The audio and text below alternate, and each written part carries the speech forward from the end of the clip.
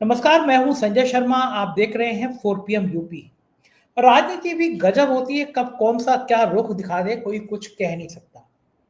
उत्तर प्रदेश में कोडिंग का मामला विधानसभा से लेकर दिल्ली तक गूंज रहा है। कांग्रेस ने धनंजय सिंह पर खुलेआम आरोप लगाए हैं और मैं भी हैरान हूं कि योगी आदित्यनाथ का बुलडोजर धनंजय सिंह और उनके करीबियों तक क्यों नहीं पहुंचना। एक बर्खास्त सिपाही के करोड़ों रुपए की हवेली क्यों नहीं ध्वस्त की जा रही। चल क्या रहा है भाजपा की राजनीति के अंदर, इन विषयों पर दैनिक भास्कर के राजनीतिक संपादक केपी मलिक से बातचीत की है। शानदार बातचीत है। चैनल को सब्सक्राइब करिए, ज्वाइन करिए। चलते हैं केपी मलिक के पास। 4 PM न्यूज नेटवर्क में स्वागत है आपका केपी मलिक साहब। मैं धन्यवाद संदीप। बड़ा हैरान हूँ देश का सिस्टम देखकर। सोनम वांगचुक, जिसकी पूरी दुनिया में एक विशिष्ट पहचान है, लद्दाख के लिए कई ऐसे काम किए जो लद्दाख उनको जिंदगी भर याद कर रखेगा, वो जेल में है। लोगों ने उनकी चर्चा करना बंद कर दी। बर्खास्त जबरिया रिटायर किए गए अमिताभ ठाकुर जेल में है। कारण यह है कि कोडीन मामले में उसने बड़ा मुखरता के साथ सवाल उठाए थे और ये पहली बार नहीं है। पिछली बार वो मुझसे ही लाइव कर रहे थे और मेरा लाइव खत्म हुआ, आधे घंटे बाद में पुलिस उठा के जेल भेज दिया। तमाम आईपीएस ऐसे हैं जो करोड़ों रुपए के, जिन पर भ्रष्टाचार के आरोप है, लेकिन वो वॉशिंग मशीन में साफ हो जाते हैं। उन पर कोई बीजेपी की वॉशिंग मशीन में धुले और साफ। अमिताभ ठाकुर जेल में है। कोडी भैया के इर्द गिर्द रहने वालों के घरों पे बुलडोजर नहीं चल रहा है। और अब एक उन्नाव में रेप पीड़िता का मामला पूरी दुनिया में सुर्खियां बनाता। आरोपी पूर्व विधायक कुलदीप सेंगर को जमानत मिल जाती है। सोनिया गांधी रो पड़ी, राहुल गांधी की आंखें नम हो गई उस रेप पीड़िता से मिलकर कि हो क्या रहा है। राम रहीम जब आता है मनाता है जेल से बाहर, उसको जन्मदिन पे, उसको चुनाव से पहले पेरोल मिल जाती है। जिसने राम रहीम को जेल में सारी सुविधाएं दी, वो जेलर नौकरी छोड़कर चुनाव लड़ता है। एक पढ़ी लिखी महिला से, अंग्रेजी फर्राटेदार बोलने वाली, हिंदी बढ़िया बोलने वाली, एक दिल्ली के प्रतिष्ठित स्कूल से पढ़ी लिखी महिला को चुनाव में हरा देता है और जेलर विधायक बन जाता है, क्योंकि राम रहीम को विशिष्ट सुविधा दी गई। उमर खालिद को 4-5 साल हो गए, उसकी जमानत का नंबर ही नहीं आता, सुनवाई नहीं होती। इस देश में चल क्या रहा है। कुलदीप सेंगर के बाहर आने के बाद एकदम राजनीति गर्म हो गई है उत्तर प्रदेश की। किस तरह का आप ये पूरा मामला देखते हैं? देखिए संजय जी, पिछले कुछ दिनों से अब लोगों का धीरे धीरे अदालतों के ऊपर भी विश्वास जो है थोड़ा कम होता जा रहा है, क्योंकि अदालतें जिस प्रकार से निर्णय ले रही हैं वो लगता है कि अदालतों के जो जज हैं वो भी कहीं न कहीं किसी सरकार के प्रभाव में या दबाव में लगते हैं। इस तरह का जनता महसूस कर रही है। उसके तमाम कारण हैं। आपने भी कई नाम गिनवाए कि इन लोगों के मुकदमे चल रहे हैं, जेल के अंदर हैं, कई लोगों पे अभी तक केस ही, आरोपी सिद्ध ही नहीं हुए, कई लोगों को जमानत नहीं मिल रही है। अब बताइए, अमिताभ ठाकुर ने अगर सवाल पूछ लिए आपके घोटाले घपलों पे, तो आपने उठा के उनको जेल में बंद कर दिया। अरे भाई, अमिताभ ठाकुर किसी राजनीतिक पार्टी के व्यक्ति तो है नहीं। अमिताभ ठाकुर कोई बदमाश तो है नहीं, कोई गुंडे तो है नहीं। वो पूर्व नौकरशाह है और उन्होंने वाजिब सवाल उठाए हैं। उन्होंने तो सवाल मुलायम सिंह यादव पे भी उठाए थे और अखिलेश यादव मुख्यमंत्री थे, तो अखिलेश यादव ने तो जेल नहीं भेजा। अमिताभ ठाकुर की और मुलायम सिंह की अदावत सब जानते हैं, उसके बाद कभी बावजूद कभी उनको उस तरह से जेल में नहीं डाला गया। तो ये जो देश में चल रहा है, ये इस तरह से लग रहा है कि जैसे हम तानाशाही के आसपास घूम रहे हैं और जिसको चाहे उसको आप जो मर्जी कर देते हैं। अब आप बताइए कि राम रहीम हो, दूसरे लोग हों, उनको जब चाहे बेल मिल जाती है। और कुलदीप सेंगर जी बलात्कार के दोषी हैं। वो ऐसा नहीं है कि खाली अभी उनके नाम पे विचार चल रहा है, मुकदमा चल रहा है, दोषी सिद्ध हो चुके हैं। उसके बावजूद उनको बेल मिल जाती है। और जिस लड़की के बहन भी मर गई है, उसके पिताजी भी मर गए हैं, उसके ऊपर खुद हमला हुआ है, वो बच गई किसी तरह। अब वो दिल्ली में जो है ठोकरें खा रही है, घर घर जा रही है। अगर वो कहीं अपना विरोध जताने के लिए कहीं बैठती है दिल्ली में, इंडिया गेट के पास बैठती है, जंतर मंतर पे बैठती है, तो पुलिस उसके साथ उस प्रकार का व्यवहार कर रही है जैसे वो कोई बहुत बड़ी दुश्मन है, कोई बहुत बड़ी वो बदमाश है, या जो भी कहें, उस तरह का व्यवहार उसके साथ हो रहा है। उसकी कोई सुनने को तैयार नहीं है। अब वो घूमते फिरते विपक्षी दलों के नेताओं के यहाँ चली गई है। वो सोनिया गांधी से मिली है, वो राहुल गांधी से मिलना चाहती थी, राहुल गांधी से मुलाकात हुई है। दूसरी चीज क्या है कि भारतीय जनता पार्टी ने इस तरह का देश में एक माहौल पैदा कर दिया है कि कोई कुछ भी करे, वो ना कुछ बोलेगी ना कुछ कहेगी। ये बड़ा दुर्भाग्यपूर्ण है, चाहे लखनऊ हो चाहे दिल्ली हो। इस तरह की जो चीजें चल रही हैं, मुझे लगता है ये बहुत दुर्भाग्यपूर्ण है, जनता के लिए भी और लोगों के लिए भी। न्याय मिलता हुआ कहीं नहीं दिख रहा, गुंडागर्दी चल रही है, भ्रष्टाचार चल रहा है। अब बताइए, इतना बड़ा घोटाला उत्तर प्रदेश में हो गया है और जिस पर तुरंत एक्शन लेने वाले बाबा को जाना जाता है कि तुरंत बुलडोजर चल जाता है। अब कई दिन से बुलडोजर की सर्विसिंग चल रही है, डीजल खत्म हो गया है, वो क्यों नहीं आ रहा है डीजल? तो बहुत सारी चीजें हैं जिस पे लोग विचार कर रहे हैं, मुझे लगता है। लेकिन यहाँ पे अब हम ये कह सकते हैं कि बाबा अपनी समस्याओं में घिरे हुए हैं। दिल्ली ने जिस प्रकार से उनको घेर लिया है, बाबा उसमें परेशान है। आगे आप पूछेंगे, मैं बताऊंगा भी कि बाबा को घेरने के लिए पूरा जो है यंत्र तंत्र सर्वंत्र और शाम दाम दंड भेद, अपने तोता मैना गिद्ध सब अमित शाह जी ने लखनऊ भेज दिए हैं। तो अब बाबा को घेरने की तैयारी हो गई है। और ये जो आपदा बाकी लोगों पे थी, ये आपदा भाजपा में ही आनी शुरू हो गई है। इस पर हम आगे चर्चा करेंगे, क्योंकि आपने देखा कि ब्राह्मण समाज के तमाम विधायक जो है एकजुट खड़े हो गए हैं, वो बैठ के कर रहे हैं, वो मीटिंग कर रहे हैं। वो किसके विरोध में मीटिंग कर रहे हैं? वो क्या आगे अपना प्लान बना रहे हैं, क्या करने वाले हैं वो? इस पर थोड़ी चर्चा हो जाए जी। कांग्रेस की फायर ब्रांड प्रवक्ता हैं सुप्रिया श्रीनेत। उन्होंने ट्वीट किया है कि यूपी में कोडीन कफ सिरप का किंगपिन शुभम जायसवाल है। शुभम जायसवाल नरेंद्र मोदी के संसदीय क्षेत्र वाराणसी से आता है और बीते 5 साल में इसने 500 करोड़ रुपए की कमाई की है। उसका गौरव धंधा यूपी, बिहार, पश्चिम बंगाल, बांग्लादेश और नेपाल तक फैला है। इस पूरे गौरव धंधे में शुभम जायसवाल अकेला नहीं है। इसमें धनंजय सिंह, अमित सिंह टाटा और यूपी पुलिस का बर्खास्त सिपाही आलोक सिंह शामिल है। धनंजय सिंह भारतीय जनता पार्टी के सहयोगी जेडीयू के राष्ट्रीय महासचिव हैं और नीतीश कुमार के करीबी हैं। इन पर यूपी के सीएम योगी आदित्यनाथ की भी कृपा बरसती है। Dhananjay Singh codeine cough syrup गौरव धंधे में शामिल लोगों को अपना छोटा भाई बताते हैं। सवाल है कि धनंजय पर बुलडोजर कब चलेगा? और ये आगे लिखती हैं, कोडीन मामले पर केंद्र सरकार से सवाल। केंद्र सरकार इस पर चुप क्यों है? जेपी नड्डा इस मामले में चुप क्यों है? भाजपा नेताओं ने क्यों नहीं पूछा कि यूपी में धनंजय सिंह को क्यों बचाया जा रहा है? सच्चाई यह है कि यूपी में बुलडोजर जाति, धर्म और उपनाम देखकर चलता है। इनका बुलडोजर सिर्फ विशेष समुदाय और गरीबों के खिलाफ चलता है। ये कफ सिरप का स्कैम है, पूरा देश इसका शिकार है। मध्य प्रदेश में कफ सिरप से 25 बच्चों की मौत हो गई थी। वहीं राजस्थान में तमाम मानकों में फेल होने पर भी कफ सिरप मुख्यमंत्री योजना में शामिल की गई। याद रहे कि तब भी देश के स्वास्थ्य मंत्री चुप थे, आज भी चुप हैं। आखिर इन लोगों पर कार्रवाई कब होगी? ये सुप्रिया श्रीनेत ने सवाल पूछे हैं और ये सवाल कहीं ना कहीं बहुत सिस्टम को दुख पहुंचाते हैं, हैरान करते हैं कि बनारस में ये करोड़ों रुपए का नशीली सप्लाई होती रही, कफ सिरप सप्लाई होता रहा, बड़े बड़े नाम। एक सिपाही का करोड़ों रुपए का भवन बना, कोठी बनी आलीशान खड़ी है और उस पर बुलडोजर, आप बता रहे हैं सर्विस नहीं हो पाई है बुलडोजर की, डीजल नहीं है, बुलडोजर आराम कर रहा है। लेकिन ये पूरा मामला पूरे देश भर में, देश नहीं पूरी दुनिया में फैल गया क्योंकि शुभम जायसवाल भाग गया।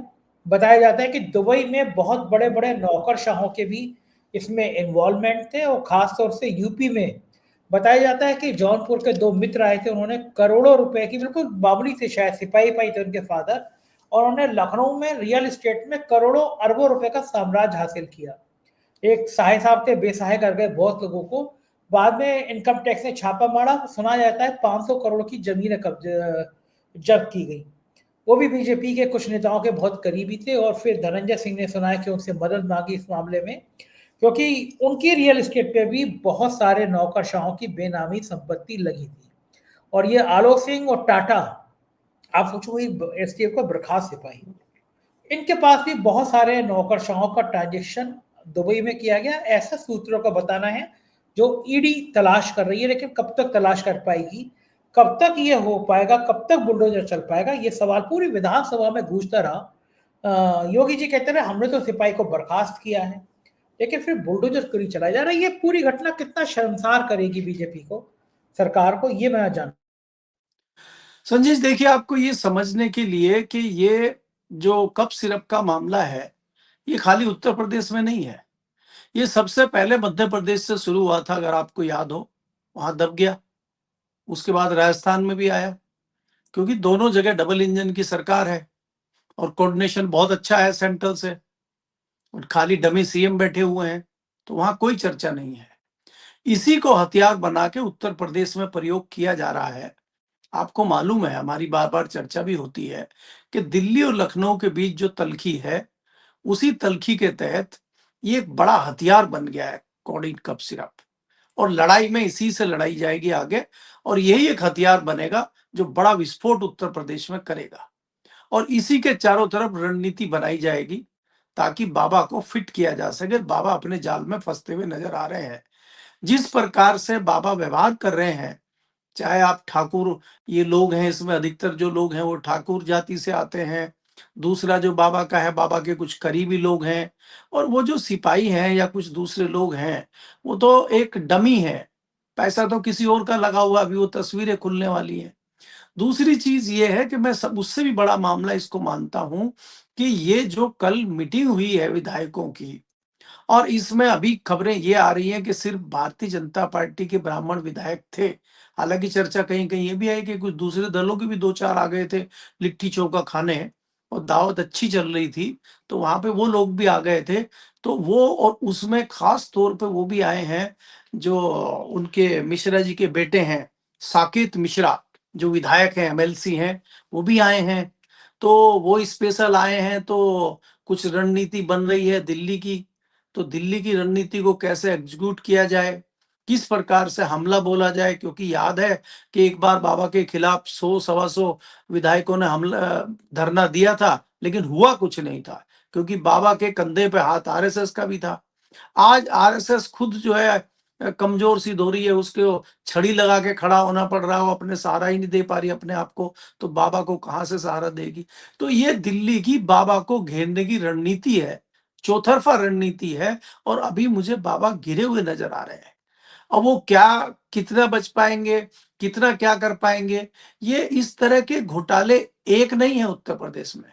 अभी संजय जी जब खुलने शुरू होंगे, यही नौकरशाह, देखिए आज थोड़ा सा फिर दोबारा चर्चा में आए हैं नवनीत सहगल जी, उनके ऊपर कुछ और आरोप पता चले हैं कि क्या क्या चीजें कर रहे थे। अभी वो धीरे धीरे चीजें खुलेंगी। उत्तर प्रदेश के कई ऐसे नौकरशाहों की तस्वीरें सामने आएंगी जो अभी पर्दे के पीछे छुपी हुई हैं। उत्तर प्रदेश में खाली एक कप सिरप ही नहीं है, वहां दूसरे सिरप भी हैं। वहां कपड़े धोने वाले सर्फ भी निकलेंगे अभी, और वो दूसरे सर्फ ना निकल जाए काटने वाले, पता चला उनका भी व्यापार हो रहा है कुछ जहरीले सांपों का। तो बहुत सारी चीजें अभी खुलेंगी। क्या आप सोच रहे हैं कि जमीन पर कब्जाने का जो भ्रष्टाचार चल रहा है उसमें भाजपा के नेता नहीं है? दूसरे जो चल रहे हैं, मेरठ में बहुत बड़ा कांड है नकली किताबें छापने का, वो सामने नहीं आएगा। बहुत सारे घोटाले घपले हैं जो खुलेंगे, लेकिन वो धीरे धीरे खुलेंगे। लेकिन अभी जो ये बड़ा हथियार है कप सिरप वाला, ये भी बहुत बड़ा मैटर है। इसी के माध्यम से बाबा को निपटाने की एक प्रक्रिया दिल्ली से चल रही है, मेरा ये मानना है जी। मलिक साहब, अगर मैं आपसे पूछूं कि योगी आदित्यनाथ ने हिंदुत्व के नाम पर अपना कद बहुत बड़ा किया है, इसमें कोई दो राय नहीं। कोई देश का ऐसा किसी राज्य का चुनाव नहीं होता जहां योगी आदित्यनाथ की पूछ नहीं होती, योगी आदित्यनाथ को बुलाया नहीं जाता, क्योंकि तड़का जो होता है वो हिंदुत्व का योगी आदित्यनाथ ही लगा पाते हैं। इन हालातों में, इन परिस्थितियों में योगी आदित्यनाथ को ये पता है कि वो एक ताकतवर हिंदुत्व नेता हैं। उनकी जो पीठ है वो पूरे देश में उस पीठ का एक विशिष्ट महत्व है, और पूरे देश भर में अलग अलग स्थानों पे वो पीठ है, वहाँ पे जो महंत हैं उनका भी एक खासा प्रभाव है। एक हिंदुत्व के नेता के नाम पे, एक मुख्यमंत्री के नाम पर योगी आदित्यनाथ की अच्छाई अगर मैं पूछूं, दो अच्छाइयाँ और दो सबसे बड़ी कमी जिसकी वजह से योगी आदित्यनाथ फंसे, तो अच्छाई क्या मानेंगे आप और कमी क्या मानेंगे कि योगी आदित्यनाथ कहाँ फंस गए? देखिए संजय जी, अगर आप योगी जी की अच्छाई की बात करें, तो अभी लगभग 9वां साल शुरू होने वाला है उनको। उनके ऊपर सीधे सीधे तौर पे कोई भ्रष्टाचार का या कोई दूसरे जो आरोप होते हैं, जो तमाम मुख्यमंत्रियों पे लगते हैं या नेताओं पे लगते हैं, उसके आसपास भी योगी जी नहीं है। कोई आरोप सीधे सीधे उनके ऊपर नहीं है। लॉ एंड ऑर्डर का एक ऐसा खाका उन्होंने खींच दिया और बुलडोजर एक ऐसा चलाया जिससे वो लोकप्रिय हो गए। दूसरा, भारतीय जनता पार्टी में वो सबसे बड़े धार्मिक, कट्टर धार्मिक नेता हैं, जो उनकी लोकप्रियता को भाजपा में बढ़ाता है, इसीलिए वो दूसरे राज्यों में जाते हैं। लेकिन यही यही उनकी लोकप्रियता आज उनकी दुश्मन बनी हुई है। और कहीं ना कहीं जो भारतीय जनता पार्टी की दिल्ली की लॉबी है, वो समझती है कि मोदी के बाद योगी ना हो जाए, इसलिए योगी जी को कमजोर करने किया जाए, और उसी रणनीति के तहत बाबा को निपटाने की प्रक्रिया चल रही है। तो ये तो हुई है उनकी अच्छाई।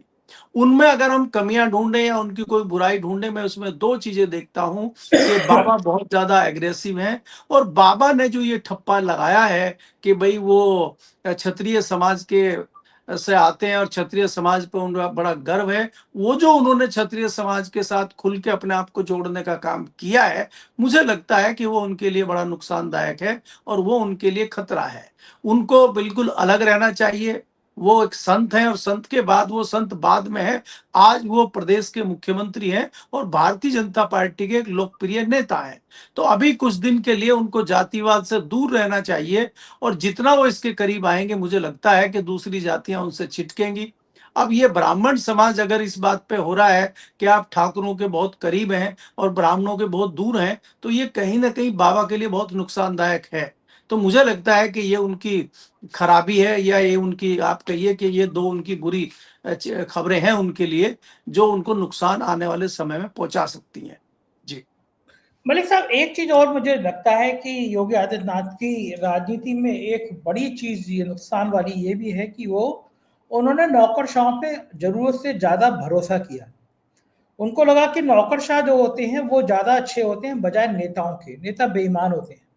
जबकि मेरा व्यक्तिगत अनुभव यह है कि नेता को हर 5 साल के बाद इम्तहान देना होता है। वो किसी के बच्चे पैदा होने में नहीं गया, वो किसी के मरने में नहीं गया, किसी की दावत में नहीं गया, उसके वोट कट जाएंगे। आप रात के 2 बजे अपने क्षेत्र के विधायक का, मंत्री का, एमपी का दरवाजा खटखटा सकते हैं। आप उसके वोटर में आपकी बात भी सुनेगा। लेकिन किसी आईएएस का मकान आप 6 बजे के बाद घंटी बजा के देख लीजिए, अगले दिन जेल में दिखाई देंगे। तो मुझे लगता है कि नौकरशाही की जो हालत इस सरकार में हुई, उसने योगी सरकार की कार्य क्षमता पर एक सवाल खड़ा किया। और थाना, ब्लॉक, तहसील स्तर पर जितना भ्रष्टाचार इस सरकार में बढ़ा, उतना पहले कभी बढ़ा नहीं। तो शायद ये एक बड़ा सवाल खड़ा हुआ कि दिल्ली की बात तो करते हैं, दिल्ली के सिंहासन की बात तो करते हैं योगी आदित्यनाथ, लेकिन नौकरशाही पर पकड़ कमजोर है।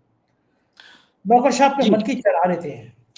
आपको देखिए लगता है? संजय जी, बिल्कुल सही आप कह रहे हैं। इसमें मैं एक थोड़ा सा आपको ये बताता हूं कि कहीं ना कहीं योगी जी को नौकरशाही का अनुभव कम है और उनको एक सिस्टम को चलाने का अनुभव कम है। हालांकि वो दूसरी बार सीएम हैं, उनको काफी हद तक इस चीज में निपुण हो जाना चाहिए था, लेकिन आज भी मुझे लगता है कहीं ना कहीं वो नौकरशाही के बीच में घिरे हुए हैं। इसके लिए मैं एक छोटा सा एग्जाम्पल आपको देता हूं कि जब अखिलेश यादव 2012 में मुख्यमंत्री बने, तो हम लोग कल्याण सिंह जी के घर के पे चाय पी रहे थे दिल्ली में, और मैंने कल्याण सिंह जी से पूछा कि बाबूजी, ये नया लड़का है, अभी अनुभव भी बहुत कम है राजनीति का भी, तो क्या अखिलेश इतने बड़े स्टेट को चला लेंगे, और क्या नौकरशाही इनके सामने नतमस्तक होगी, नौकरशाही को ये हैंडल कर लेंगे? तो उनका जवाब ये था कि देखिए, नौकरशाही जो है वो एक सधे हुए घोड़े के समान होती है। अगर वो घोड़े के ऊपर आप सवार होते हैं और आप नौ सीखिए हैं, तो वो कुछ कदम चल के आपको पटकी दे देगी नौकरशाही, और आपको अपनी पीठ पे वो ढंग से सवार नहीं होने देगी। और आप सवार अगर सदा हुआ है, और सवार सदा हुआ है, घोड़े को साथ दिया है उसने, और घोड़े के ऊपर बैठ के जैसे ही एड़ मारता है, घोड़ा टक टक टक टक दौड़ने लगता है। तो इसमें क्या हो रहा है कि हमें लगता है कि बाबा एक सदे हुए नेता नहीं थे, सदे ब्यूरोक्रेसी को साध नहीं पाए, वो उल्टा ब्यूरोक्रेसी से सद गए, ब्यूरोक्रेसी ने उनको साध लिया, और उसका नतीजा ये हुआ कि वो ब्यूरोक्रेसी में घुस के रह गए। और ब्यूरोक्रेसी की आदत ये है कि ब्यूरोक्रेसी, अगर कोई व्यक्ति थोड़ा सा भी मजबूत मुख्यमंत्री उत्तर प्रदेश में हो, तो ब्यूरोक्रेसी उसको प्रधानमंत्री के सपने दिखाने लगती है। चाहे वो मायावती जी हों, चाहे वो मुलायम सिंह यादव हों, उनके सपने में भी प्रधानमंत्री की कुर्सी आती थी। और जब से दोबारा बाबा मुख्यमंत्री बने हैं, अब उनके सपने में प्रधानमंत्री की कुर्सी आ रही है, जो उनको बहुत बड़ा नुकसान पहुंचा रही है। अगर उनके सपने में प्रधानमंत्री की कुर्सी आ भी रही थी, तो वो उनको जाहिर नहीं होने देना था, तो उन्होंने जाहिर कर दिया है। इसलिए जो प्रधानमंत्री की कुर्सी के पहरेदार हैं, चौकीदार हैं, उनकी नजरें जो है बाबा पे आ गई हैं। अब बाबा को निपटाने के लिए वो क्या क्या षड्यंत्र करते हैं, क्या क्या शाम दाम दंडभेद करते हैं, उनसे बाबा को गुजरना पड़ेगा। दिल्ली से, लखनऊ से दिल्ली का रास्ता जो है वो अग्निकुंड है, उस अग्निकुंड को पार करके आपको जाना पड़ेगा। अब इस दरिया को आप कैसे पार करेंगे, ये आपको देखना होगा। आप इसमें भस्म भी हो सकते हैं, और अगर आपने पार कर लिया तो आप दिल्ली की कुर्सी पा सकते हैं। तो ये लंबा सफर है, कठिन सफर है। बाबा इसको पार कर पाएंगे या बाबा इसमें निपट जाएंगे, अब यही हमें देखना होगा। जी सही बात है, बहुत कठिन है डगर पनघट की, ये राजनीति की वो राहें हैं जिन पे हमेशा कांटे बिछे रहते हैं। बहुत बहुत शुक्रिया केपी मलिक साहब, आपने मुझसे बातचीत की। ये थी केपी मलिक, पूरी बातचीत आपने सुनी, कैसी लगी बातचीत बताएगा जरूर। शुक्रिया, थैंक यू।